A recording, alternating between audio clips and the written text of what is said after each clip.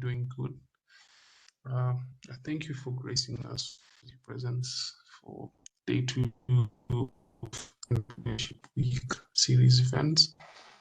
My name is Clifford Doma. I am also part of the organizing team, and welcome. Back to you, Sam.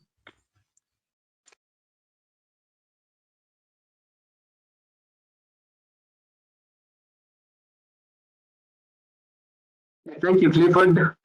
Marceline.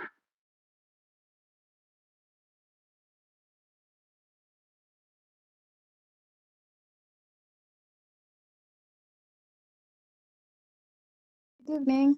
My name is Marceline, and I'm looking forward to this amazing session with amazing speakers to learn a lot and to engage. Thank you so much for joining us.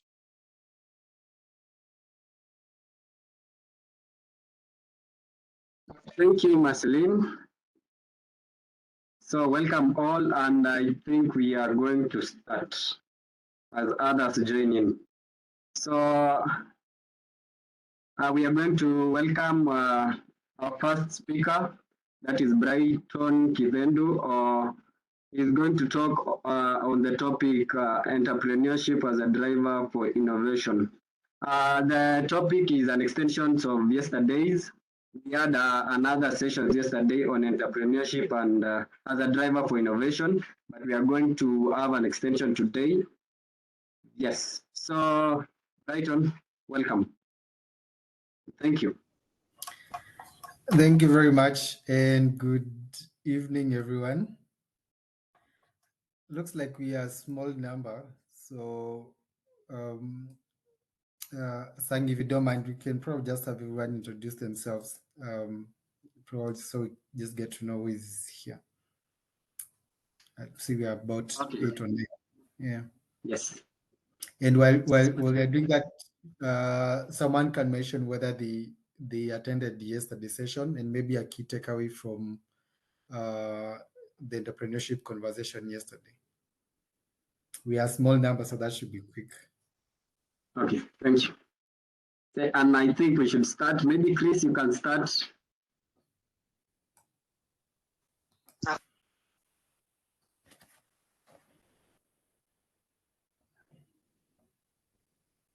Please, hello.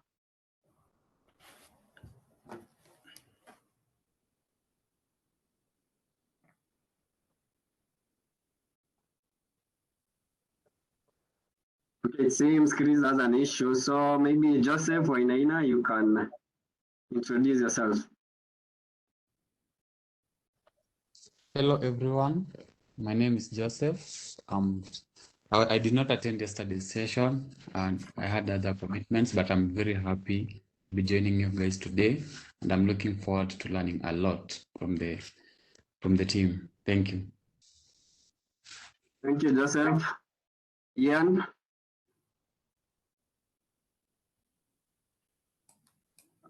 So I am Ian, and I am happy to be here.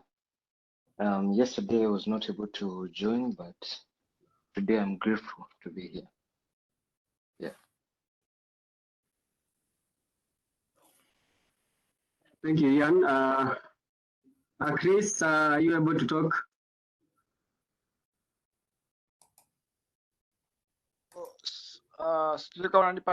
Can you get me from your head? We can hear you. Okay, sorry for that. So I am Chris Murimi. I did join yesterday's call. We had Gvenji, who is the he is a representative in the entrepreneurship committee for the region 8. So you also had all there for me. So there was an intro on the entrepreneurship week. We did talk about benefits as an entrepreneur in IEEE. Also, Alefemi also, don't know if I'm pronouncing the name correct, so also introduced about startup, the difference between startups and SMBs and the SMEs. So you also say talked on how to you are startup for growth using the business canvas models and those sort of things. So I'm looking forward to a greater session today. Thank you. Back to you. Yes, and thank you for the highlights that you had yesterday. Yes. Maybe Kennedy, you could introduce yourself.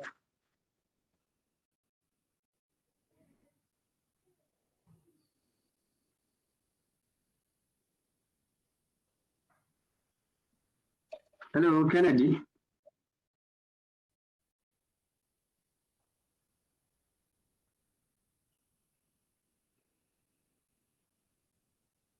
Oh, okay, it seems Kennedy is not able to talk. Okay. I'm free.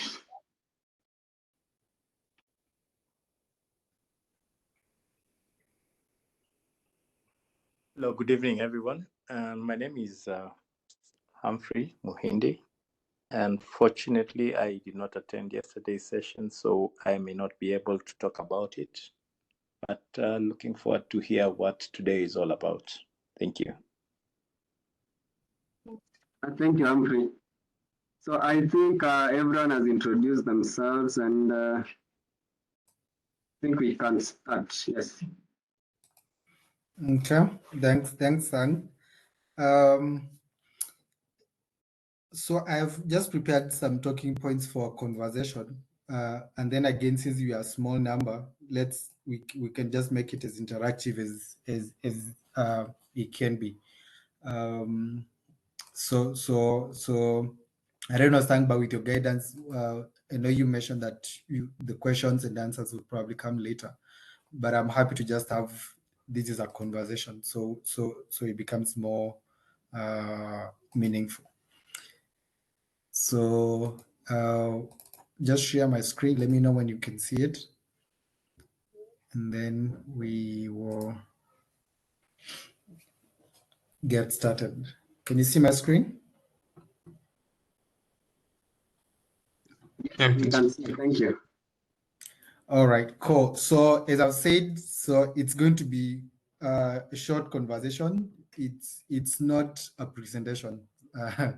It's a conversation. So just spark in paint out a picture of what entrepreneurship is beyond maybe what we know, but largely tying it to innovation in how that is useful in the world of engineering as we unpack this as part of the entrepreneurship week. It's a bit of an intro. I am an engineer. I did my bachelor's of engineering several years back at Moore University. I did electrical and telecommunication engineering. And then I started off my career as a network engineer and a telco guy. Briefly through Away, then Safaricom, and then I moved to the consulting space with PwC Kenya, looking after systems and digital projects and tech initiatives as well, with a bias towards cybersecurity. And then later on, I've hopped through several organizations. Currently, I work with a Pan-African financial services company. It's called Let's Shego Holdings. We call it Letseho. It's indigenously a Botswana business, but we have banks and microfinances across 11 markets in Africa, East, Southern, and here in East Africa. And I sit within group business transformation, largely driving transformation of the organization from digital transformation to what we call target operating model, but largely just building the structures within the organization across the whole layer, from strategy to technology to people, processes, so that the business can be more competitive and such. And that's what I've been busy with for the last about 2 years. Before then, I was sitting within group internal audit, looking after digital products and technology. Outside that, my entrepreneurship journey, I've done a trade a number of things. I've built and run a few startups here and there, largely in the digital space. But what I've consistently given more effort has been Pekeza Capital, which is it's a startup consulting and an angel investment firm where we identify novel tech startups and tech entrepreneurs who are using technology to solve teething problems and important problems in the continent, largely focusing on food security, access to quality education and affordable education, but also healthcare. And we've been working with various innovation hubs across the continent, locally here, but also in other parts of West Africa and in Southern for the last about 2 or so years. We also run with another team of mine, Weartify. Weartify is a digital marketplace for art. We started off as a passion to just bring together creative artists from the continent to tell stories of our culture, but also to drive social conversations around deforestation, conversations around healthcare, and all the social issues that we are dealing with as a continent. And we've been exploring different aspects of it. And some of the things that we're having also under the works is getting into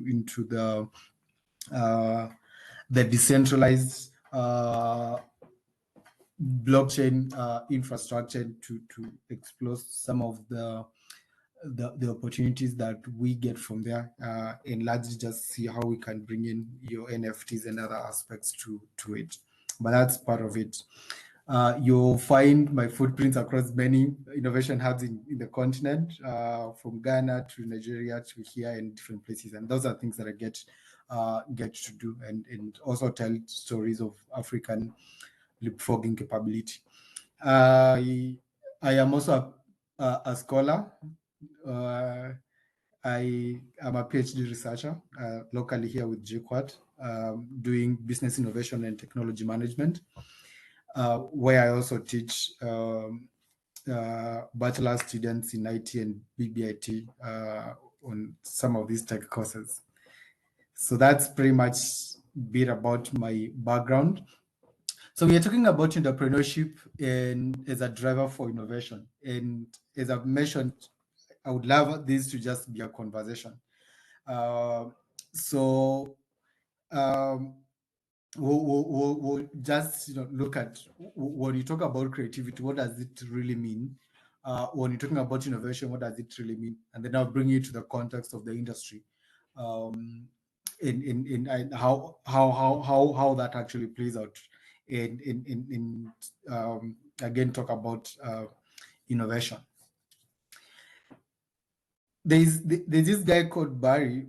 Barry's a consultant with a consulting firm called Gallup, and one of the things I liked about a presentation he did sometimes back was when he was saying there's a very distinct difference between creativity and innovation. And he was there saying, when we talk about creativity, we basically talking about really good ideas. And you guys know, I mean, we do not usually have shortage of ideas. Whether you're a student, you always have ideas of how you can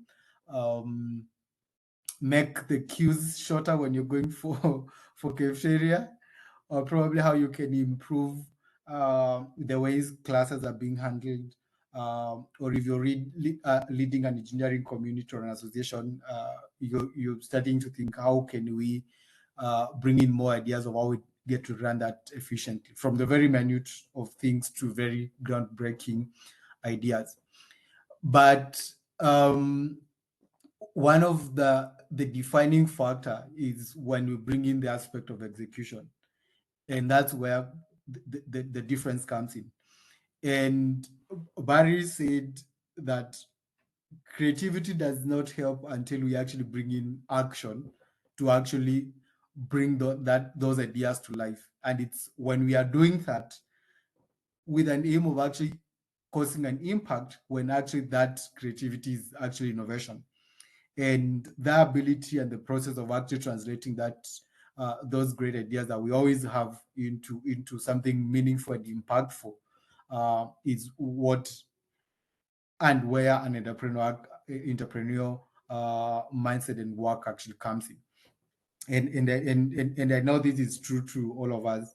In some of the conversations we've had over the years has always been, I don't know about you guys, but there are always those incidents. I think I usually get reach out every week or multiple times a week. Someone say like, "Hey, I have an idea of building an app that can do ABCD," or like the cases the crisis we have within Nairobi of traffic jam and congestion. And when we are calling guys to hackathons as part of some of our communities, like Artificial Intelligence Kenya community, a community which I'm part of, guys will come with brilliant ideas, but they with no execution plan.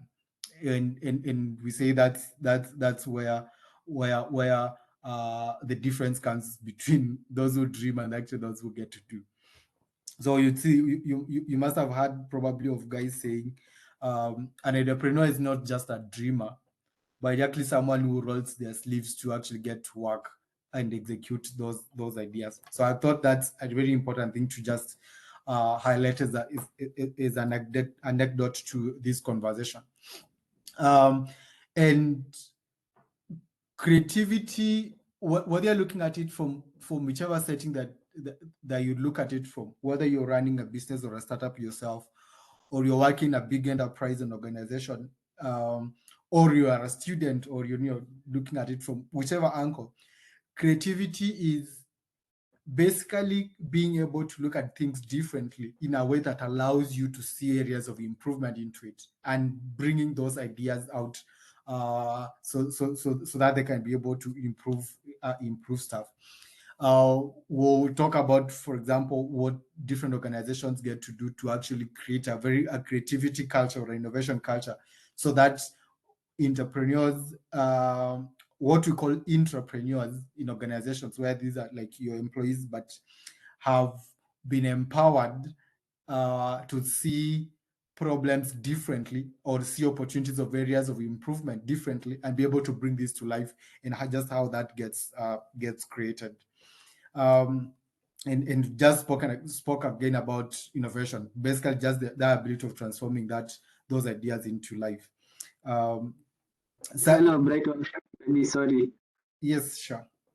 I'm not sure if your slides are, if you're going to the next slides, because we are still at the first slide. Oh, they are still at the first slide. Yes, okay. okay. Let me reshare again. It's one of those things that WebEx gets to have sometimes. But I'm happy I'm seeing at least we have a few more guys that have joined. I'll just reshare again.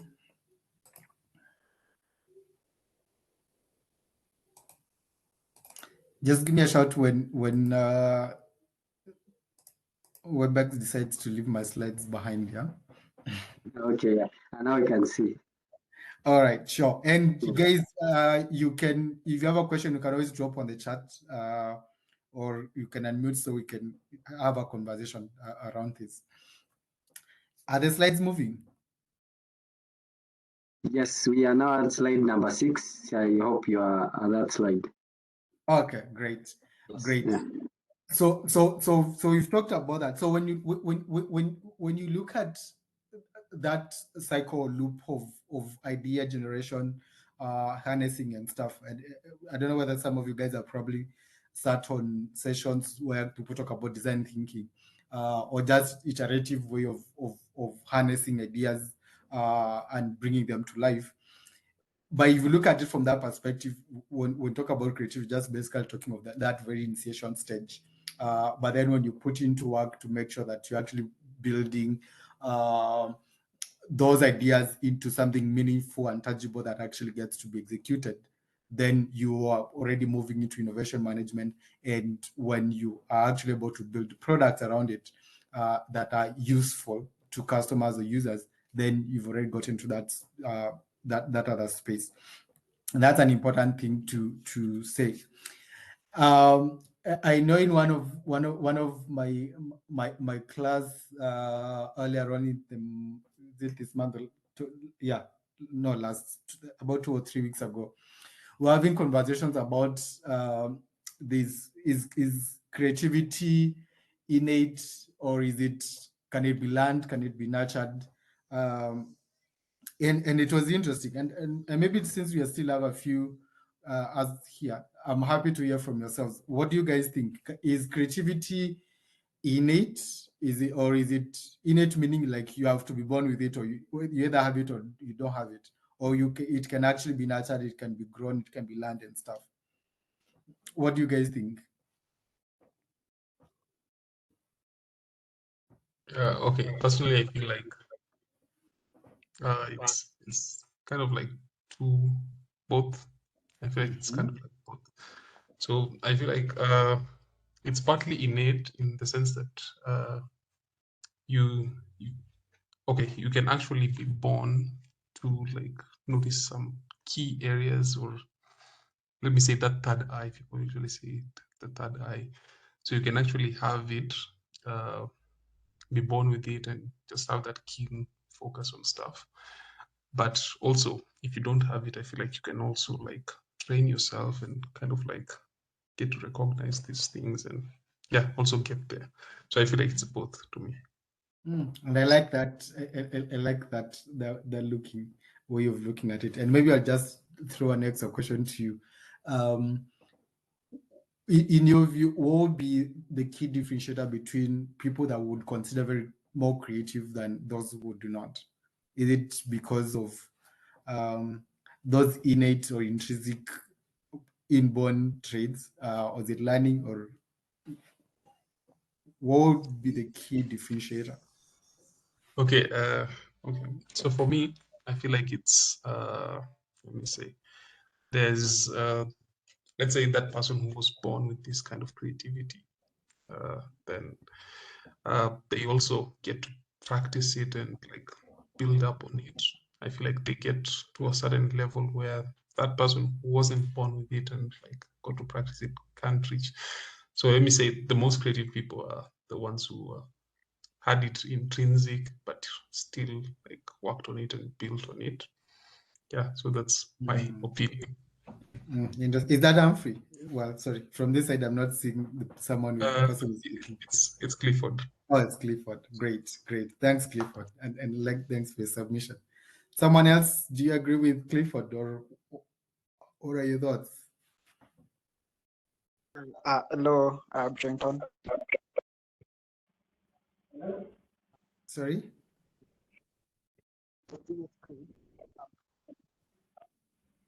Is there someone speaking? Yes, Chris, continue. Okay.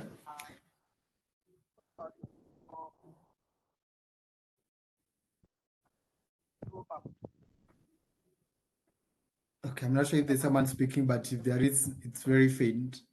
But maybe in the interest of time, and we'll continue these conversations. So Clifford has shared something interesting, and I don't know whether are there guys here who are enthusiasts of neuroscience and neuropsychology and just the study of how brain works and such. But if you're there, so of course there's what we call, your typical IQs and how someone gets disposed to thinking faster or slower. And there could be intrinsic elements to that allows you to probably see things differently than the rest of the guys. But what I've seen, and even you look at most of the research work that has been done for from neuroscience largely. The way our mind works mostly is how we actually get to train it. It's like muscles that we keep to train every so often until it actually gets attuned to a particular way of doing it. And particularly if you look at organizations, and for example, if I speak of the current organization that I work for the last about 3 or so years, we've been running what we call innovation management challenges and stuff. It's more like hackathons that you do, with the aim of creating a creativity and innovation culture. So some of the things we've been doing is, one, helping people see opportunities of improvement in the ways they work. For example, if it's someone who sits within finance and does finance processing day by day, every other day, there's a tendency to actually get assimilated to that mundane way of doing stuff, and sometimes you may not be able to know whether things can actually be done much better because you're used to doing that, and you guys would know what that looks like. But there are also instances where people would be knowing, I've been doing these things over and over, and I actually know where the pitfalls are, and I know areas or how some of these things can be improved, and then we'll come run on a quarterly basis, run some hackathons and ask guys to submit ideas to solve some of those things. And when they are doing that, we give them some of the tools that can actually help them see issues differently, see problems differently. And those are some of the tools, like, for example, from a design thinking side, there's a famous tool that we call How Might We? And what we usually do, I think it has stopped going to the next slide. Sorry? Oh, you are still at slide 6. Oh, I haven't moved slides. I was just talking to it. Oh, okay. Okay. Yeah. Thank you. Okay. So yeah, so some of the tools that largely help people to be able to question and sit back and relax and just look at things differently. And if you're actually able to help people look at things differently than the way they've been looking at it, then it provides opportunity for them to begin looking at it in a problem-solving manner. And we can always talk about that. But as you get to this, again, this was another interesting conversation in one of my second year class. And we're just asking ourselves what the difference is between a normal businessman and an entrepreneur. And I'm actually very curious from guys here, what fundamentally do you guys think is the difference between a businessman and an entrepreneur? And I'm saying this because I know we do not necessarily need to go to the legalistic definitions of words and stuff, but in practice, when you think of a businessman and when you think of an entrepreneur, are they the same? Are they different? And what will be the key differentiator if they are different?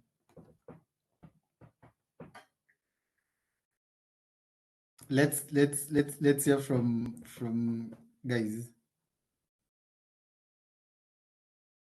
Okay, so my own personal thoughts is, a businessman is just let me say, it's just your average shopkeeper who like tries to just get things and sell them, and they don't like look into the nitty-gritties of whether they're making profit, whether they're progressing and stuff.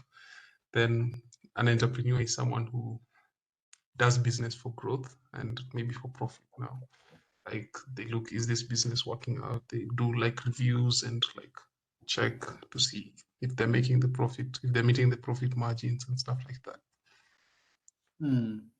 I like that. So in your view, an entrepreneur should not be making losses, because if they do, then they are largely businessmen. No, they might make losses, but they now review and change stuff and like look to improve on it. But the average business person just have this stock and sell it. As long as they sell, they know that they're doing okay. I like that. Thanks a lot. Let's hear from someone else. Hello. Yes. So for me, I think the difference between a businessman and an entrepreneur is the fact that the businessman is person who is investing in already established, well known. So, but an entrepreneur is someone who is willing to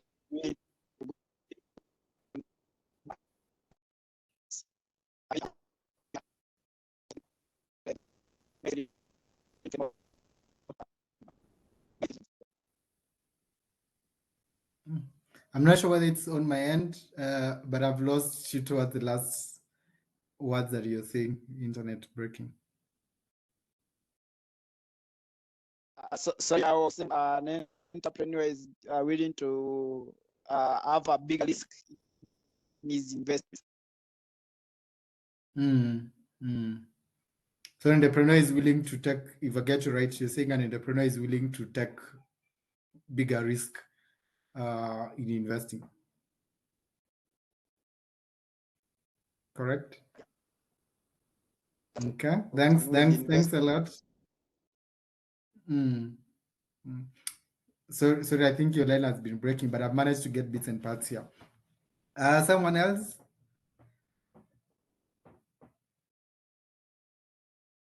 We have a few guys here, so no, we're just having a conversation. Let's see what guys think. Okay, so my view is there's a very thin difference between an entrepreneur and a business person, considering that an entrepreneur is somebody who is able to identify a business opportunity, and a business person is a person who is venturing in a business. So I think there's a very thin difference between the two terms.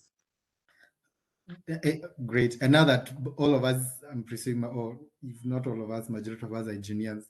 So one would be a subset of the other. Which one would be? Is a businessman necessarily an entrepreneur, or it's the other way around? I think it's the other way around. Like an entrepreneur is a business person, but a business person is not an entrepreneur. Okay. I like that, and thanks for your contributions. So what was interesting in my discussion, like my class, it's a BBIT class GQuad. One of the interesting conversations that we were getting submissions was that a businessman is largely looking at cashing out, but of course at a margin, and that's what really matters. Of course, they'll do bookkeeping and all the other things that would do. Someone has called them the average shopkeeper, which is a very interesting analogy. But an entrepreneur is probably someone who is looking at more than that. He or she looks at not just the conversion of the margins, but also looks at creation of value of what they are creating. And personally, from my experience, and one of the things that we do at Pekeza, especially when startup founders are coming to pitch or share their pitch decks and stuff, it's one of those things that we would easily check. Is this person looking at just an opportunity to actually make money, or are they actually looking at an opportunity to actually create value? And what does that look like? And in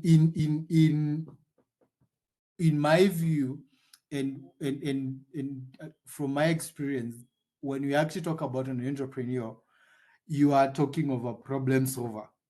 You are talking of an individual who sees a problem, identifies the best way of solving that problem, puts together the resources that are needed to solve that problem. Whether the inputs, whether you're looking at capital, labor, etc., or machinery, or whatever it is, to be able to solve that problem, and continuously monitors and evolves the solution to that problem as the external environment changes. That is the entrepreneur. So it's not just someone who is just looking at conversion and margins, but looking at broadly at solving problems. And that's a very important thing. I mean, when you see guys talking about I have this idea of ABCD, but when you listen in, you realize they're probably not looking at a solution that or a problem they want to solve. Then it raises a question of sustainability. It raises a question of long-term venture. If you look at it from a startup perspective, and I'll be gladly giving examples from a startup perspective because that's a field I've been working closely with. You'd know that today you can have you can propose a solution to a problem. Let's give an example of like our traffic menace in Nairobi. An entrepreneur will be looking at it and say, like, we actually need the solution to this problem. And this person will go co-create or sit together with a team of him or herself, figure out a solution. Whether it's how do we put smart sensors on different parts of the road so that we can always be knowing where traffic is leading to, and we can be able to do predictive analysis on that and advise guys who are joining roads from other areas so that they don't go to areas where there's crazy traffic and things or any other solution that will be there. And when an investor is putting in their money into such a solution, one of the things that we look at is to say, if the environment changes such that this solution is no longer viable for that problem, does the individuals here have the ability to pivot? Do they have the ability to evolve the solution that they were working on to what is workable for that problem as that environment changes? And that's what really differentiates an entrepreneur. So when you're setting a business that's going to run for 7-10 years or thereabout, there's so much that is going to happen in that path. Whether you're looking at it from a regulation perspective, for example, if you're working on IoTs, or I don't know, like recently we had issues of regulations on drones and stuff, and the guys who are venturing into that space.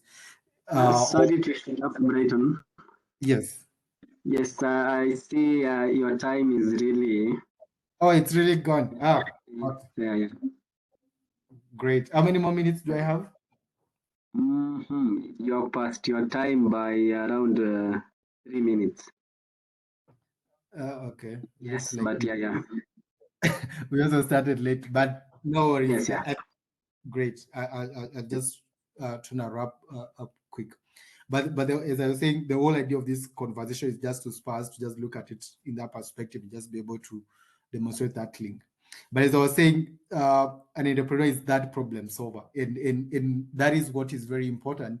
Even when you have a solution or an innovation, that, for example, you need funding. When you're going to source for funding, as an investor, what I'll be looking at is one, of course, is do you have a clear understanding of the problem that you're coming in to solve, whichever industry it is, whether it's in healthcare, whether it's in hospitality, or whether it's in financial services or financial inclusion, whatever it is. Do you have a clear understanding of that problem? And then two is then what solution have you identified to actually solve that? To solve that, and is that solution actually viable? And now again, of course, now looking at all the other elements from a financial perspective, and I know we have a financial guy who will be speaking later, but those are some of the things that we're looking at. That is what we call again, entrepreneurship. So as you said, most innovations comes from actually identifying a problem and choosing to solve it.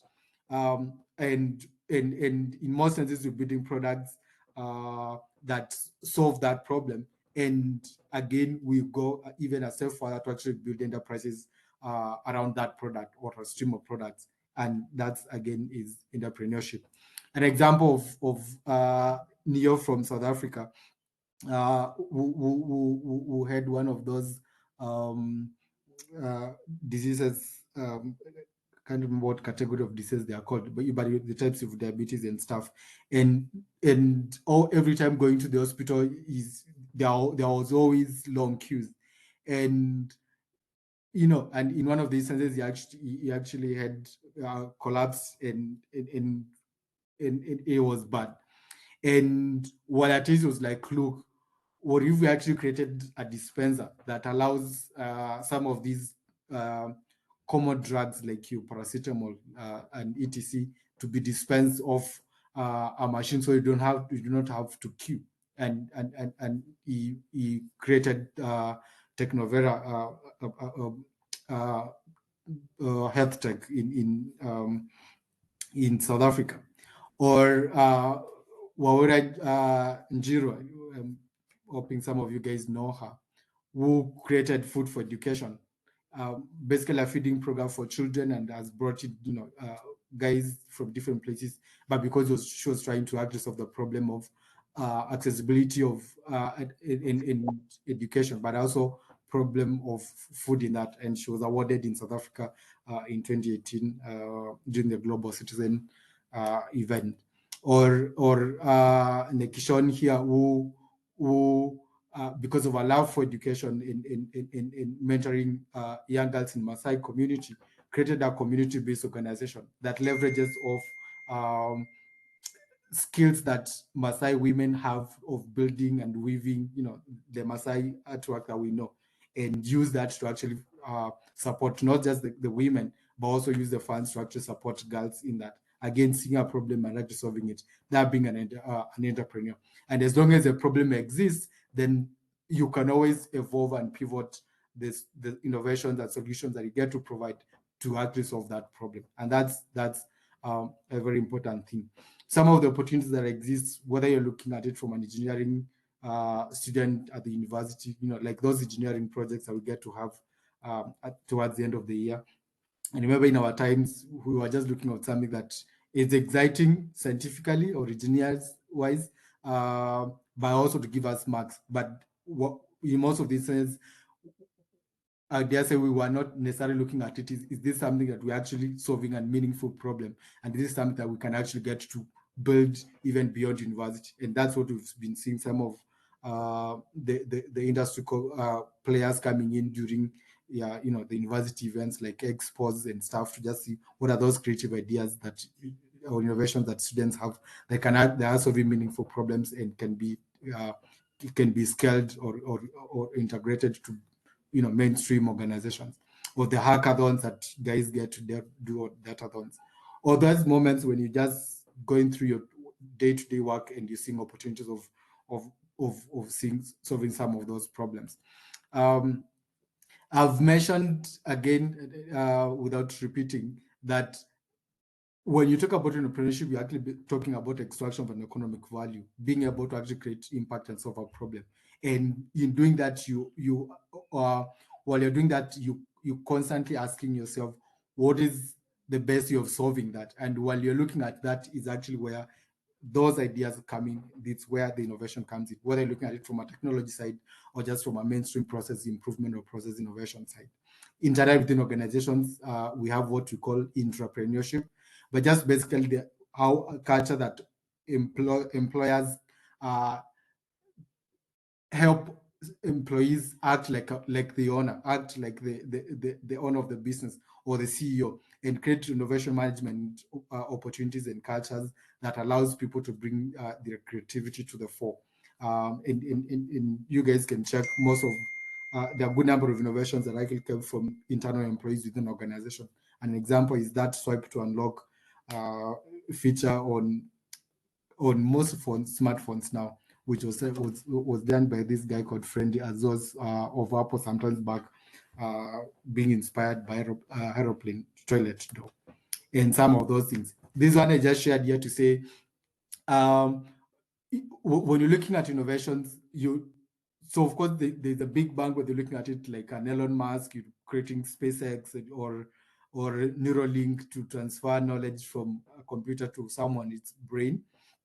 But from that spectrum to the most simplistic of ways of how do we improve different ways. And these are some of the very simple solutions that people get to actually build to solve that. Again, the whole starting point is what problem do we have? Am I passionate about solving, and what solutions can I actually be able to solve? And while having that conversation, then you get into that creativity and innovation space, and that drives it to that. There is this guy is again is a wind up saying in the next 2 minutes. This as I mentioned, I also love art on one side. So I love Monica Adon, one of the great painters. And someone asked him, like, what is the greatest paint you've ever done or greatest work that you ever did? And he said the greatest picture that and the most beautiful picture is ever painted is the one that will paint tomorrow, creating a sense that every single day you're looking at what you're doing and looking at opportunity of actually doing it better. Or if you're a hockey fan, you'd know Wayne Ward when he was asked what makes him so great, and he said he does not skate to where the park is, but he skates to where it's going to be at. And that's largely our challenge to, especially to us in the tech field and the engineering field, when you're looking at what's happening across the globe and where the market is moving towards, how problems are evolving, and begin to create those solutions for the future. You know, we're talking of the likes of Elon Musk and Richard Branson and the rest of that guys in that space. So as a wind up again, you cannot be an entrepreneur if you're actually not solving meaningful problem, and you cannot create a meaningful innovation or transit ideas or creativity into meaningful innovations and again into solutions when you're not looking at it from that perspective. So my question to you and I charge to you is, what problems do you see? What problem do you want to solve? What problems are you passionate about? And while you're solving that, you're bringing your creativity to the fore. And when you're building those solutions, you're actually solving that problem. You're actually being an entrepreneur in that perspective. And as one of the guys that most of us all love, stay angry, stay foolish. So that's the end of my presentation. So I'm afraid to run through real fast. Thank you, Brighton. In case of any question, maybe we could ask at the end of it, or we can reach out to you directly. Yes, and thank you for that presentation. Yes. All right. So now we have taken some a bit more time. We have our next speaker. He is going to talk about financial management. And yes, welcome, Olbenga. We are really grateful for your time. And sorry we've taken some time that we had given you. Hello. Hi. You're welcome. Hello. Hi. Can you hear me? Yes, we can hear you. Okay, fantastic. Thanks. Thanks for having me. I'm really excited to be here, and well done. To the speaker that took the last session, well done, sir, and to everybody on the call. Really excited to be here. So I'm going to be sharing about financial management, but my focus is going to be on grants. It's going to be on grants. I will, just a minute, I'm trying to see how I can share my screen. Okay.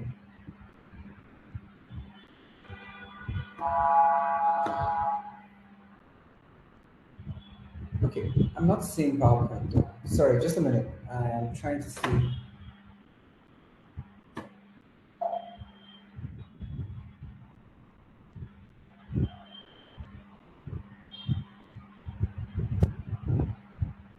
Okay, I'm struggling with sharing my screen, but by all means, I will speak from here. So by all means, I'll speak from here.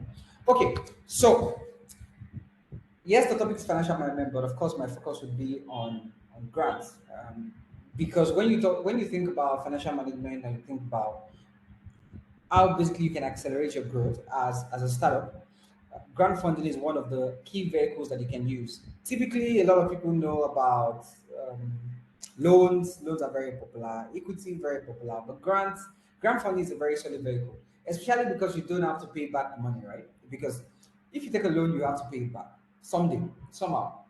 If it's equity, then someone or an investor has, a stake in your company, right? And so, whatever happens to the company, right, you are answerable to some certain investors. With grant funding, you basically have to execute a project, and you don't have to pay back any money. You don't owe anybody any equity, and so grant funding is really really exciting. So the question is, how can you position your business for grants? How can you position it? Now, let me tell you a little bit about the reason why a lot of startups are exploring grant funding as well. So nothing is more frustrating than having a brilliant idea but no money to start or grow your business. Lack of funding is the biggest challenge facing entrepreneurs in Africa. That's according to the World Bank. Now, loans are expensive, like I said earlier. VC funding can be tough. To get funding from a venture capital organization, a firm, can be very tough. And grant writing itself can be very, very confusing. So, my job this evening is to help you position your business, your startup, your SME for grant funding, right? I'm going to share some tips with you. So, the first tip I want to share with you is what I call pivot, right? Pivot. We can't talk about financial management without talking about evaluating what we have, right? Which is where pivoting comes into play. Pivoting simply means asking yourself the very hard but necessary question: is this working? Oftentimes, you have startup founders, stay in businesses that are just not working, right? The You're struggling to attract customers. Customers are not coming. Even the ones that are coming, it's probably because you are guilt tripping them, right? I don't know if this has happened to you. Maybe a family and friend is trying to sell you something that you don't need, right? But they are reminding you that you're not supporting them, right? So you have to ask yourself, is this working? Right? Is it time to quit? I remember in 2018, I had this idea in my company voice, and it was about connecting organizations, individuals who have maybe an issue in their community, maybe there's no light, roads are bad. I want to complain to the government. I was elected official, right? So how can you do that? And I thought, oh, Polyverse, let's have a platform where we can connect these two people, right? Now, it sounded very good on paper. In fact, we got into an international contest, right? But the judges asked me a simple question: who's going to pay for this? How will you make money? And then I started talking about heart, right? And then the judges, when the judges were shaking their head, I just knew it is finished. Now, even after getting back to Nigeria, from that contest abroad, I was like, okay, the judges said we should figure out how to make money, and then we pivoted the product into something that was like a feedback platform for organizations. So think about it like, if people want to give feedback in an organization, say Google or Cisco, for instance, right? But they don't want to be targeted, because if you give critical feedback, management can target you, right? Polyverse was supposed to be that feedback platform that will be anonymous, and then you can complain to management. It turns out that management already knows what people are complaining about, right? Business owners already know what, right? So it's not your anonymous feedback platform that will help them do better, right? And so essentially, it turned out that after hiring a business developer and spending 6 months, right, on trying to market an hour, not one single client paid, even when we made it free. It was still a struggle to get people to use the platform, even when we made it free, right? So that's it. You have to ask yourself, is this working, what I'm doing in my business, right? Or is it time to quit it? The second step to really position yourself for grant funding is impact, right? Am I solving the pressing problem? How do you know you're solving a pressing problem? It's a business. People are willing to pay for it. Like, people are willing to pay for it, right? So this leads me to the story of Grandmaster, right? I run Grandmaster. Look at my shirt, right? I'm in my office here in Nigeria. And essentially, what we do at Grandmaster is we connect organizations who want to win grant funding. We connect them with top-rated grant writers, right? So we're a marketplace. Now, how Grandmaster started, it was during COVID, essentially. During the lockdown, a lot of small businesses were, either out of business or almost out of business. So governments and big corporations like Google and Facebook were giving out grants to help small businesses survive. And essentially, these grants were there, but you needed to apply. And so I saw it in the market, launched Grandmaster. And this is the interesting part, right? So you see, sometimes we have potential clients who come to us and lie about their numbers simply because they want to work with us, right? I want you to think about that for 1 minute. That people are willing to lie just because they want to work with us, right? That's not typically what happens in other businesses. In most other businesses, what happens is that you are literally begging people to come and buy whatever it is that you're selling. You're literally begging them and all of that. And so the way you know that you're solving the pressing problem is that clients are literally beating a path to your door. They are knocking on your door and they're saying, save me, all right? And that's it. That's how you know you're solving the pressing problem. So it's not about speaking big grammar. It's not about getting into competitions or accelerators. It's about paying customers. That's it, right? Are you solving the pressing problem people are willing to pay for? That's point number two. This takes me to point number three, which is storytelling. If you want to attract down funding, you have to build your storytelling skills, right? So you have to ask yourself, am I telling my story in a compelling way? Sometimes it's not that what you are doing is not useful or customers don't like it, but you're not telling your story well enough, right? As a startup, you need to have an elevator pitch, you need to have a pitch deck, you need to have either a business plan or a concept note, right? But essentially, you need to have like a story, right? And how do you tell a story? It's about looking at your case study. Look at the people whose lives have been transformed by your work. Those are the kind of stories you should be telling. Let me give you an example. So during COVID, back to when we started Grammar Star, there was this primary school owner, her name is Macklin, and she was literally weeks away from shutting down her school because there was no money, right? And teachers expected to be paid, but parents were not paying. So where would she get the money? She had to fire half of her staff, right? And even the remaining staff, she cut salaries by half. But you know, it got to a point where even there was no money to pay people on ground. So she was already thinking, maybe we'll just shut down the school, right? And then a friend told her about a Facebook grant, and that same friend told her about Grandmaster. So long story short, we worked with Lacnin. First thing we did was we put our financials in order, right? Our financials were done using paper and pencil. So we put our financials in order, we digitized our financials, and then paid out with a rockstar grant writer, worked with her. Long story short, Lacking won the grant, right? She was basically able to hire back the staff that she fired, renovated her school. That school is still existing till today. They're doing very fine. That's the impact of the work that we do at Grammar Star. If I ask you to share your own impact story, what would you tell me, right? Who is that person that is benefiting very well from the work that you're doing? And so that's essentially like the power of storytelling. Facts tell, but stories sell, right? Transportation is the key to persuasion. And the way to transport anybody, whether it's a potential investor, a grant funder, a customer, the way to transport them to where you want them to be is to tell them stories. Stories that show the impact of what you're doing. Which leads me to point number 4, which is information, right? You cannot seize what you cannot see, essentially, right? So I'm sure somebody on this call is asking, oh, Binga, so where do I find opportunities? There are plenty of websites. You have websites like fundsforNGOs.org, opportunitydesk.org, Opportunities for Africans, right? And then if you just follow Grandmaster on social media, we share grant opportunities almost every day on social media, right? If you follow us, we share a lot of opportunities. So let me give you a short story here. There's this grant that we won last year, Bankaband Innovation Grant. I saw that grant opening, I saw it 24 hours to the deadline. Literally 24 hours. I saw it on someone's status, right? So it's very important the people that you follow. It's very important, right? If the people that you follow, if the only thing they post is just memes and comedy, except you want to become a comedian, you're not going to go very far, right? If your friends or the people in your contact list are not inspiring, are not causing you to rethink your strategy, are not sharing opportunities, you need new friends, right? And so the person that shared it is, a fellow entrepreneur like myself. She shared it, I applied, right? We won the grant, right? We won it. Just like that. Just like that, right? And so that's the power of information, right? You have to hunt opportunities. You have to follow. In Nigeria, we have a slang, we say follow no road, meaning that you follow the people that know the way, right? And that leads me to point number 5, right? Which is there are common requirements. There are some common requirements that are required of you as a startup founder who wants to attract grant funding, right? You want to manage your finances in such a way that you are able to attract grant funding. The key things that you need to know, you need to be registered. In Nigeria, it's the CAC. That's the name of the organization that registers companies. I don't know the organization in Kenya or whatever part of Africa you're from on this call. You have to register, right? It's important that you register. Why is that important? Because grant funders don't give money to grants. They don't give money to ghosts, to nameless people, to nameless organizations. Registering with the organization in your country shows that you are legit. And of course, during the process of registering, you will have filled a lot of forms. So you are traceable. You can't just vanish into thin air. The second common requirement is your financials, right? So you're either your audited or unaudited financial accounts. You need to keep your records, your digital records, right? Keep your records.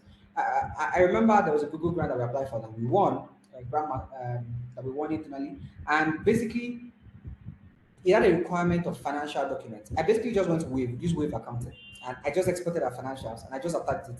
I didn't have to remove anything or doctor anything. No need. We keep financial records, right? And so that should be the story for your SME. If you're on this call and you still keep records on paper and pencil, I'm preaching the gospel of digitization to you. Repent.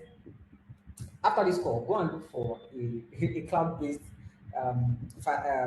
bookkeeping or accounting solution, right? Because that makes your life easier. You're able to see your growth in real time. You're able to see everything in real time. And if you're able to track your growth in real time, it makes it easier for you to know what to do, what not to do. Because if everything is on paper, it's very difficult to make sense of paper. And then of course it's difficult to submit your financials if a funder or potential funder is asking for it. Okay. Now, so after this call, I'm going to share the slides, right? So don't worry, I'm going to share the slides after this call. So for some of you, you're like, oh, Pinka, can we have your slides? Not a problem. I'm going to share the slides with you. So the third one is the corporate account. You should have an account and the name of the organization. You should have an account. All right, not in your name, right? Don't use your private account to run your business. That's not professional, right? That's not wise financial management because you're just going to be spending the money. There's no tomorrow, right? Another one is having a website, right? You should have a website, or at the very least, be active on social media, right? Another one is having an impact report, right? So annual impact report, for example. It also helps if you have a physical office, right? Even though it's not necessary. If you don't have a physical office for your startup yet, what you should do is you should be working out from an incubator, right, or a workspace, or turn your room inside your house, turn it into an office. Right now I'm at the office, but actually, even when I'm at home, you really can't tell the difference. Why? Because my sitting room is set up like an office, right? It's almost like a replica of. So let me show you guys what my office looks like, right? This is my office. So as you can see, this is my office, right? And even if I'm at home, you won't know the difference because I have a space in my sitting room is just set up like an office, right? Very similar to what I have here. So that's what you should do, even if you don't have a physical office, right? Make sure that you have a space that is dedicated to that, right? That is just dedicated to that. So those are the common requirements, right? Let me just go over it again. Register with the government, make sure your financial account is in order, open a corporate bank account, right? Have a website or at least a social media presence. If possible, get an annual report, and then have a physical office if you can. So let me wrap up with number 6, which is the participant program fit. As an entrepreneur, stop jumping from pillar to post. If you see a fellowship, you're applying. You see this one, you're applying. If you apply for every single thing you see, what will happen to you is that you will keep getting rejection emails after rejection emails, right? What you need to do is, especially for grants, study the RFP, which is the request for proposal. Just study it, right? Am I applying for what I qualified for? Will this opportunity provide a tangible value for me, right? That is it, right? So let me just do a quick recap of the points that I talked about. Number 1, I talked about pivot, right? Is this working? Is it time to quit? If what you're doing is not working, is that how you switch things up or you stop doing it, you look for something else? Number 2 is impact. Am I solving the pressing problem that people are willing to pay for? Number 3 is storytelling. You have to become a badass storyteller, right? When you tell stories, like you are renting space inside people's heads. Stories are very sticky. People don't forget stories, right? And the 4th point is information, right? You cannot seize what you cannot see, so you have to track information. Number 5, I talked about the common requirements. And then number 6 is the participant program fit, right? So just ensure that you apply for things that you qualify for, right? Grant funding is not the kind of thing you say, oh, I have faith, and I'm just going to apply. I'm just going to apply like that. You won't win. You won't win. You have to be eligible in the very first place, right? And to wrap things up, so I work at Grandmaster. Basically, we help startups, SMEs to apply for grant funding. And for some of you, you're probably struggling with, where to find the grants. We can find grants for you for free. Some of you are struggling with writing proposals because running a business is hard enough. So you don't want to add writing to it, right? Grants can help you with that. And then, of course, I'm a full-time graduate that is expensive, more over it. So Grants can be your plug for that. With these 3 points of mine, I hope I've been able to convince and not confuse you that you too can win grant funding. Thank you.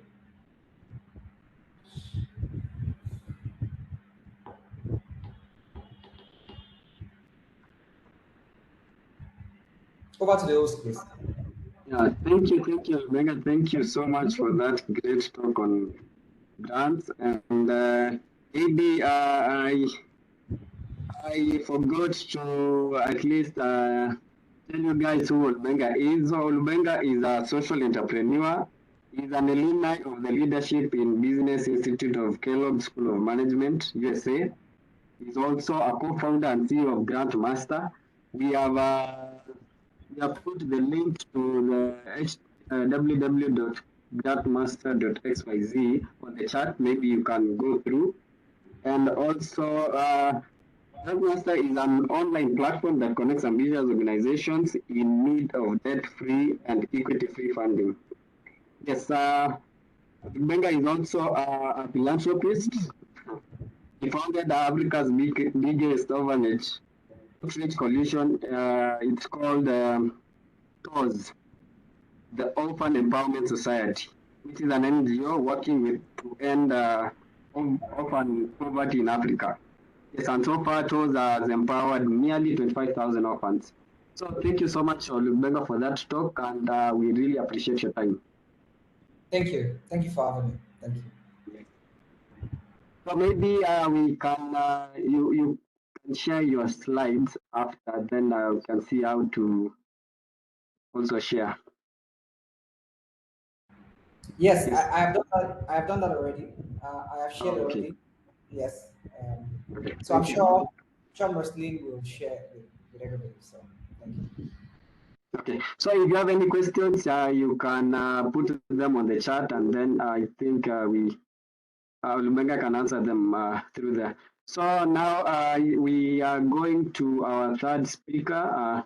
I see time is really going fast, and I'm going to welcome. Our third speaker. Yes, maybe if you have any questions directed to Lumenga, you could ask as we wait for our speaker. Kindly.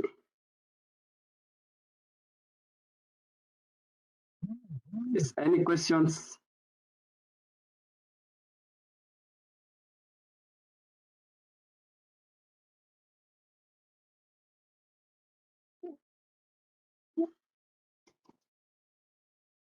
Hello.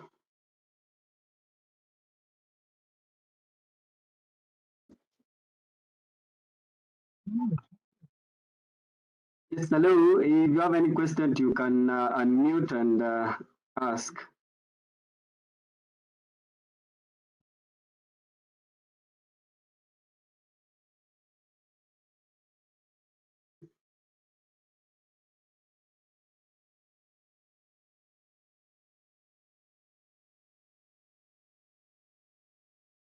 So, Lubenga, maybe one question on TOS. Yes, I see you said you are a philanthropist, and so, how does TOS get the funds to like progress in its activities and everything? Okay, so that's a very good question. Those basically gets funding to run from donations. So those donations are typically from members and then also from targeted sponsors, right? So essentially, partner with small businesses who want to make a difference in their community, and then volunteers who love the mission, who love the cause. That's essentially how we get from them.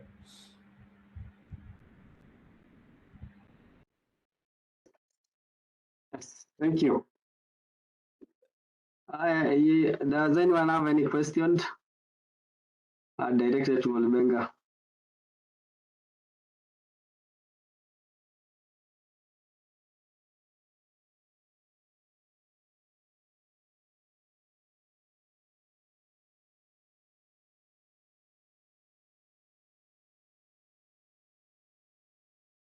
Hello, any questions? Okay, if there is no question, I will share the slides to on the topic, the grant that Olubenga had talked about. So now we are going to our third speaker, and our last speaker is going to talk about project management. And we are really sorry we've taken so much time, and I'm going to welcome him immediately. Yes, so our next speaker is going to talk about project management. His name is Felix Odwal. Felix Odwal is an ICT and project management expert. And yes, welcome, Felix. And thank you so much. We are really sorry for the time that you've taken. Good evening, everyone. Thank you very much, the host. My name is Felix Adwell. I just thought that I should point that out so that when we meet in the street, you don't call me and I ignore. So I'll be taking you through project management. I have to be honest, I didn't know who my audience was. This was a short notice, but given that it's my piece of cake, I'll take a little time and take you through the fundamentals of project management in relation to entrepreneurship. So I'll share my slides, run you through the project. I think I'll use my time to compensate the ones that you have lost, so that I know people are already tired.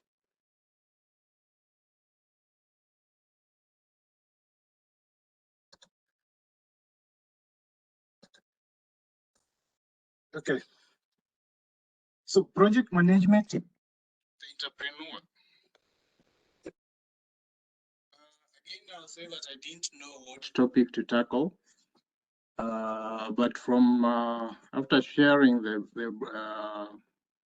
slide or the brochure, I came up with a short PowerPoint presentation on this topic. So you'll bear with me. So basically, who can tell me what project is according to his own terms? But based on, given that most of the project managers or the project people who have gone through project education reference the PMI, I've given you the definition of a project, because essentially, as Brighton did put it clearly, number one, you need to have an innovation, or it goes through critical thinking or creativity. Then once you have the idea, definitely you have to document it as an entrepreneur. Within the project, we call it a business case. You have a business case about an innovation or a business idea. Once you have this project, so we define what is a project. A project is a unique, transient endeavor undertaken to achieve planned objective with which could be defined in terms of output, outcomes, or any other thing. The reason why it's becoming outcome, we are talking about outcome and output. A project doesn't have to have a product, tangible product. They can be either a tangible product or intangible product like services and any other thing that add value to the people. Then we have the project management, which is the action of now managing this particular project we are discussing. So again, I've given you the definition of what project management is. I believe among the students, probably we have a few people that are taking project management as a course or as a professional course. So again, as the way PMI defines what project management is management is used to specific knowledge, skills, tools, and techniques to deliver something of value to people. Okay, hello, Felix. Sorry to interrupt. But we are asking if your screen can be enlarged so that we can be, yes.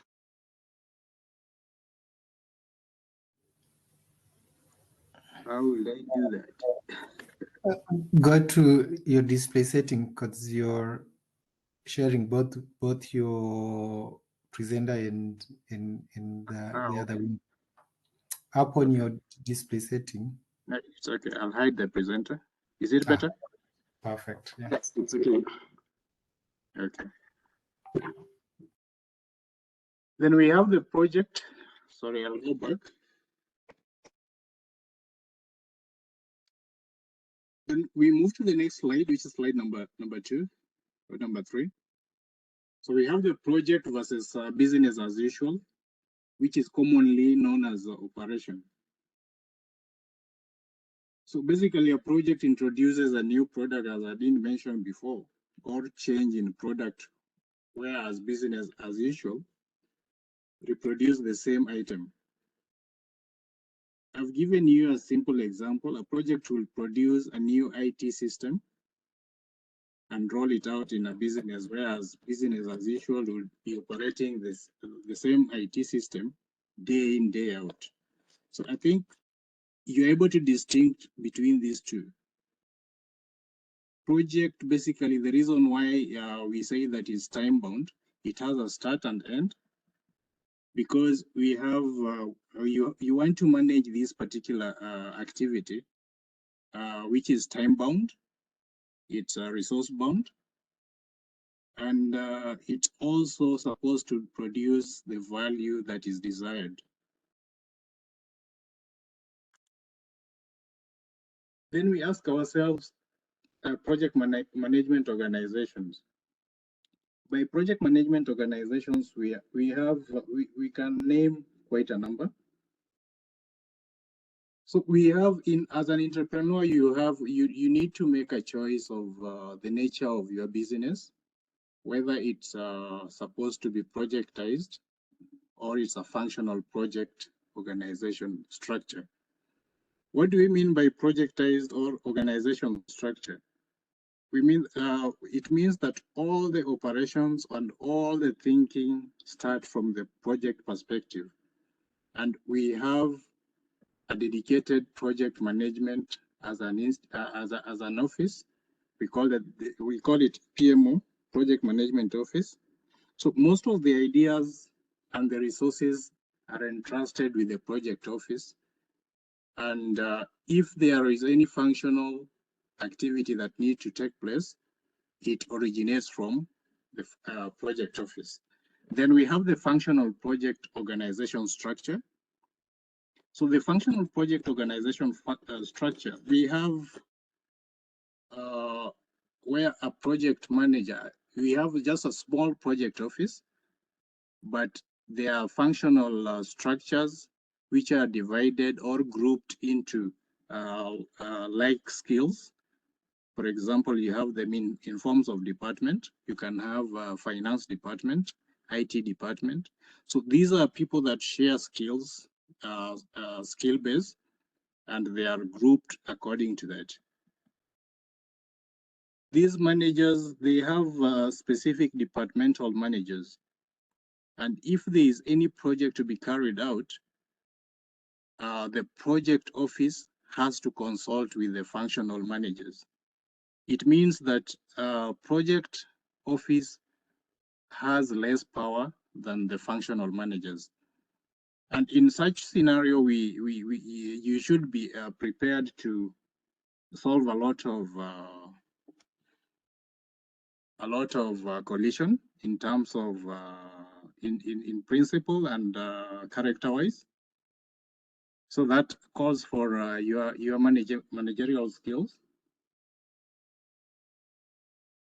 And also these conflicts are also risks within the project, because if functional managers and the project managers are in conflict, either the project will not be completed on time, or it will be overrun in terms of budget.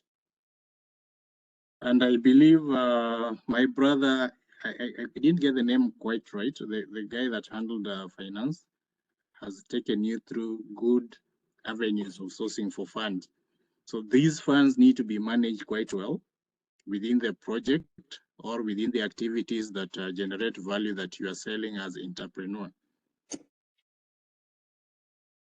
I've given you a sample of matrix structure.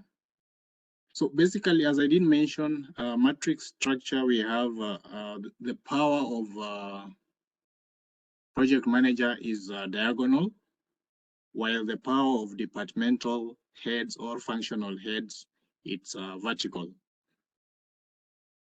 So why are we saying this? Because as you can see, if a manager A, which is a project manager, needs to perform or rather take an activity that requires skills from various departments, he has to, or he or she has to consult with each and every departmental head to gather all these resources and manage them as a project team.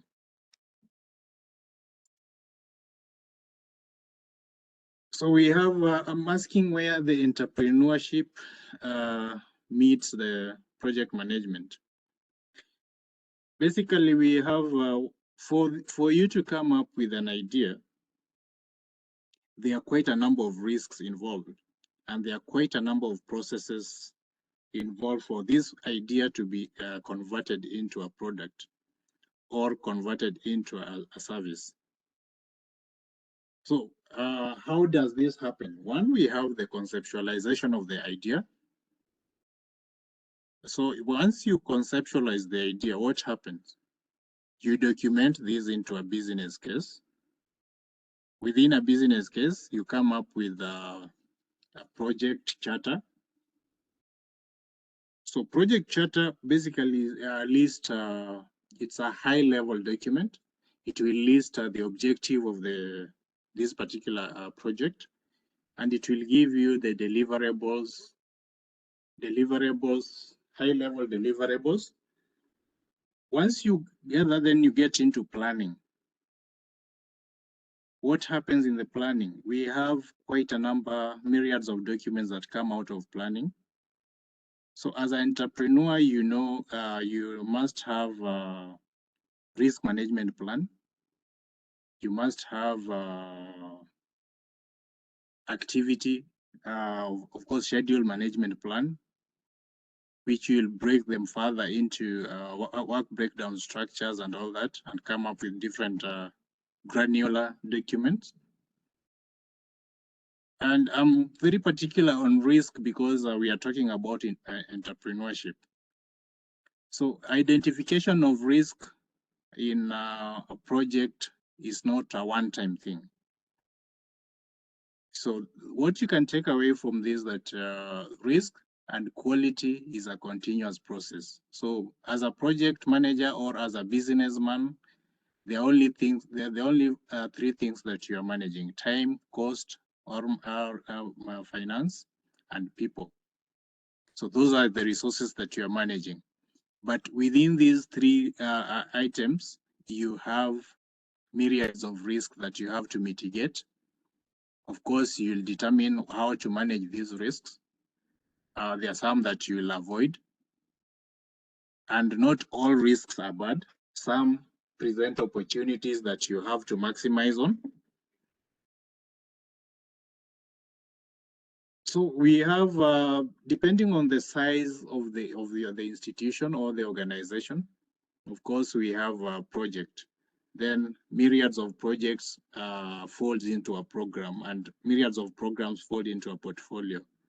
So basically, that's the structure and that's the relation. Then you break down this particular project into activities. When you manage the activities, so activities, from the activities, you're able to derive the cost of each and every project, which if it is a product, you can, based on that, you can come up with the price of selling that particular product or the price of offer for a service. Then we have the guiding principles. So as you come up with the idea, there are risks, as I said, there are risks and there are new paths to chart. So you need these guiding principles. Basically, what you need is to manage the scope of the whole project. Managing the scope of project includes so many things: identification of the objective of that particular project, how activities are going to take place, and how do they still relate to this objective? Are they still giving value to the shareholders? What impact do they have to various stakeholders or shareholders? You know, and there are also a shareholders management, there's communication management plan as you plan all this. And all these people have competing interests, also shareholders, and you have to be very keen how you manage them. You have to grade them or put them in hierarchy based on the impact that they give to the project or the activity. Then we have the key 4 phases. That's the reason why in project management they are called the 4 phases. There's conceptualization, process design, execution, and completion. So within the execution, so once you do the initialization of the project, you have done your plan. The next thing is execution. Within execution, we have control, monitoring, and probably we have verification and validations, which is the quality control, quality management, and quality control. Then we have the completion. The completion is the closure. Actually, that's the most important part of project management. So as you run your company, ensure that you, or as you do your innovations, ensure that each and every project you close it. If not all projects will be successful, again, that's debatable. If we ask what project is successful, because you can finish a project on time and on budget and it still fails because it didn't meet the objectives of that particular business or the project. So on completion, ensure that project is closed procedurally. By procedurally, we mean you're dealing with contracts. Maybe you have vendors you are managing, you have human resources.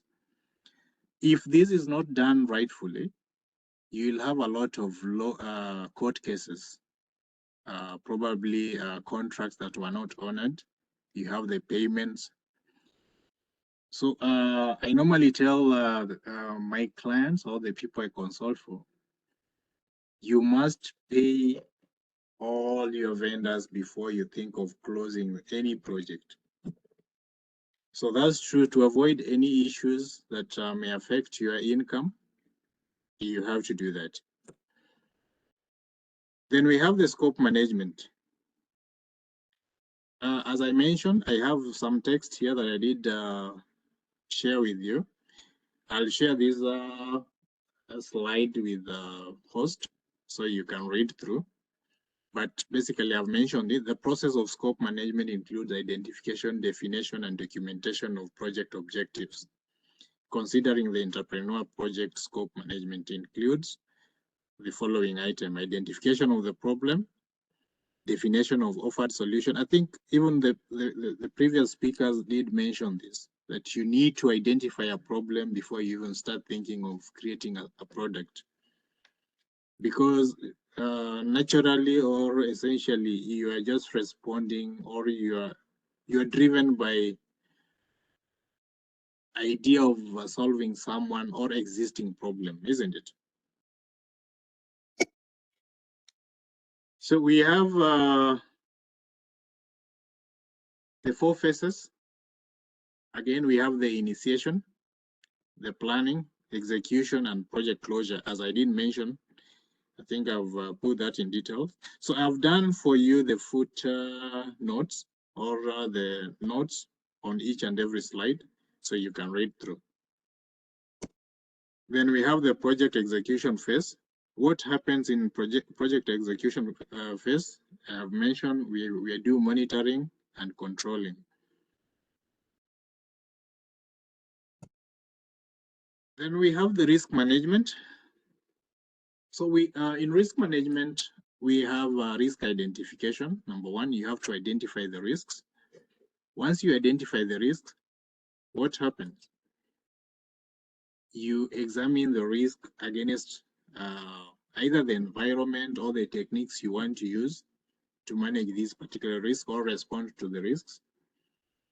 Then you select the risk management technique, implement the techniques, then monitor result. Again, that happens within the execution, and this is a continuous process.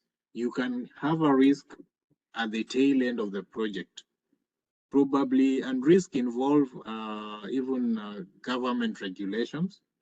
You could be in the middle or at the point of finishing up a product. Then there's a regulation that is a new regulation that abolishes that product or do away with half of the product that you need to change and probably reinvent. Then we have project closure, as I mentioned.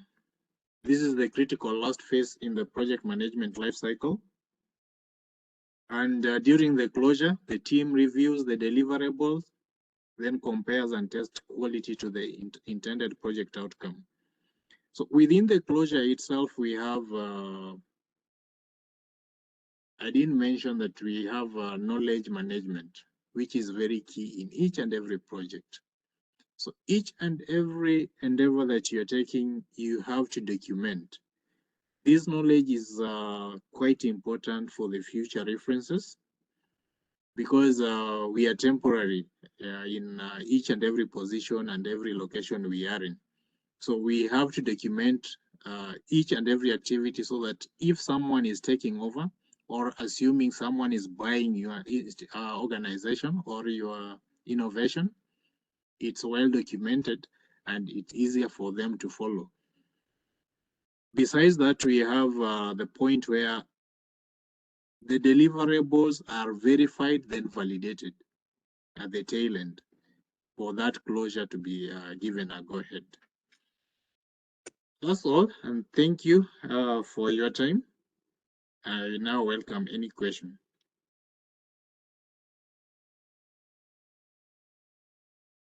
Yes, thank you so much for that talk. In case if there's any questions, kindly unmute and ask the question.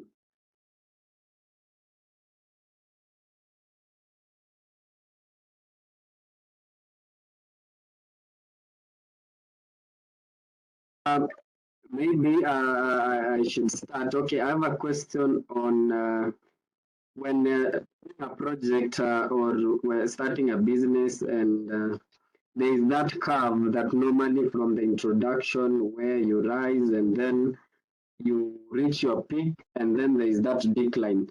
So my question is, when is the best time to like maybe change your way of doing business so that you cannot go out of business? Because when it reaches at that point, maybe at that decline, the last thing that you can do maybe is shut down, or like what is the best time to maybe change? Or yes, I think that's it. Okay. Basically, the best time is guided by the data and the response you get from your client. I'll give you an example of BlackBerry. Everyone knows BlackBerry phones, isn't it? Yes, yes.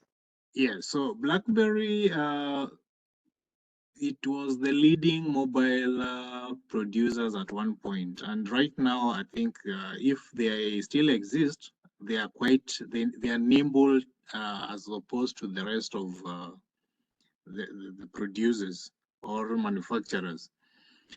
The reason being, I might not tell you the right time to probably reinvent, but based on the response and feedback from the environment, I can advise that you continuously do your SWOT analysis, and again, you continue reinventing as per innovation changes and the demand changes.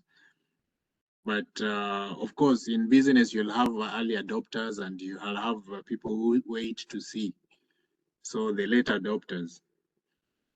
So at the tail end of start having the late adopters, that's the time you start reinventing your product. It doesn't have to be a different product. It's just the same product, reinvent it. You add, you include the features that probably your customers have been requesting. I hope that will help you make a decision. Yes, thank you. Yes, there's also a question on the chat from Marceline. Okay, Marceline is saying, thank you so much, Mr. Felix, for the project management session. And a question is, how can one determine the perfect time period to allocate a project so that it's not too long or too short?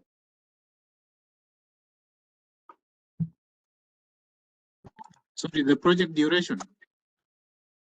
The question is, how can one determine the perfect time period to allocate a project so that it cannot be too long or it takes it becomes too short? To allocate a project, it's Yes. quite simple. Once you have your schedule plan, you break that schedule into work packages. Then once you have the work packages, break down that work packages into activities. From the activities, you're able to estimate up to maybe 99% accuracy. Because if it's those individual small activities that will sum up. So in planning, also activities, it's always advisable that you do it down top. Down top means you start by estimating even cost, estimating both time and cost from activity level. As you go to the work packages, then schedule, then you come up with the project time. Otherwise, the first time you have your project, always mention that this is the estimated time. So estimated time, remember again, estimated time normally have a range. So if there's no range, it's not estimated.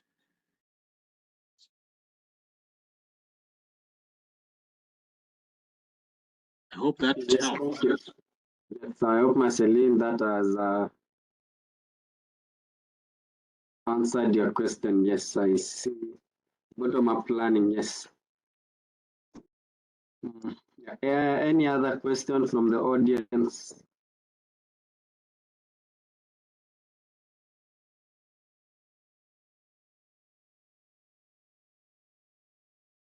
Hello, any questions?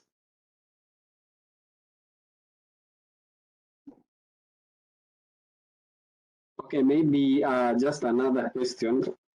When project manager, there is normally that schedules, but at times maybe you can slack. You get slack, and maybe you run over your schedules or the end date of the project. You surpass it. So, what is the best way, like, to bounce back? And maybe after seeing that your schedule is a bit slow, how you can expedite and meet your schedules? Okay, schedule can go wrong in many ways. Number one, it could be delays based from maybe because of the vendors. Number two, and there are quite many. We might not be able to list all of them within this scope of the scope of this talk, because of maybe it goes slow or there is conflict within the team. So number one thing to do when there is such occurrences, be it conflict, be it delay, and all that, always get your team together and try to find out the reason why. So the decision is team-based. If it's maybe based on maybe go slow because teams were probably haggling over issues, then the team will give you the solution. But the best thing is never hurry to close a project, because at the end of the day, you want to derive value from this project. And when you rather finish a project late, and it doesn't mean that when you finish a project late, it will be budget overrun. Probably you can save money from one activity on another, but the key thing here, there is no direct answer. It's based on case-by-case basis. You need to identify the reason why the project is lagging and deal with it in isolated way.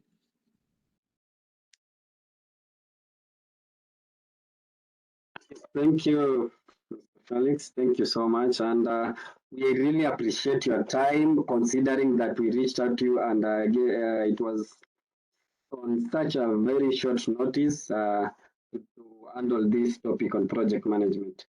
We are really grateful, and the team, the IEEE Entrepreneurship Week team, is really grateful and saying thank you for your time.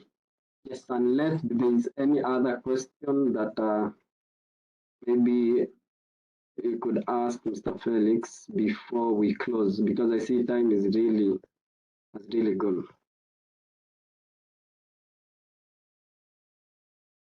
Yes. Okay, if there is no question, thank you. Also, thank you to Brighton for in the entrepreneurship as a driver innovation talk. Thank you so much, and we really appreciate your time. Yes, and for everyone that was able to attend today, we are saying thank you, and we hope to see you tomorrow again. Tomorrow we're having our the last day of our webinar series. Tomorrow we are going to handle mentorship and guidance, and also on communication and presentation skills as we near the pitching competition, which will be on Thursday. Yes, so thank you, and thank you everyone.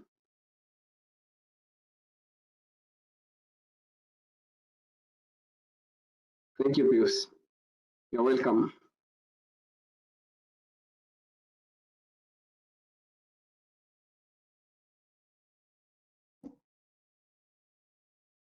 Good night.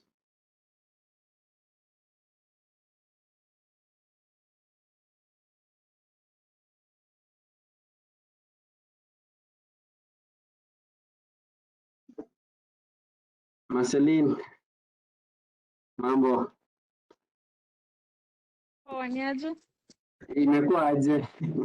Imekuwa sawa. Yeah. Kwa hiyo time ukinitext mimi nilishindwa what to say exactly. Kwanza vile amekutotesha hivyo. Okay. So nikaona tu acha tu tusonge amalize vizuri ya nini. But at least I'm noting some things. The next time I will be moderating, I will apply. Kesho tuko na watatu. So tuko na wawili, so you'll have a good time. Ni Jacqueline na nani? We have Jacqueline and we have Olema. Olema has confirmed, Jacqueline already confirmed. So everything is set. Nangoja tu the posters from Okelo niwatumie, and then tutanini.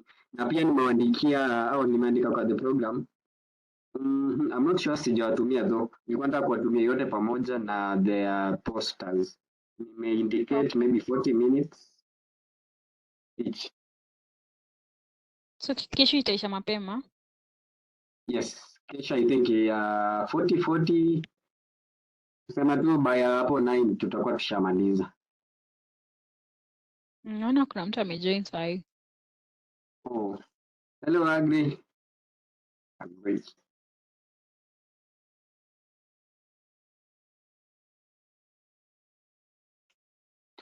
Okay, so pia Vincent Ulema ameconfirm ya Kenya SYP judging, and amesema it will be available. So yeah, judges ni yeye na nani? Judges itakuwa yeye, Kivinji,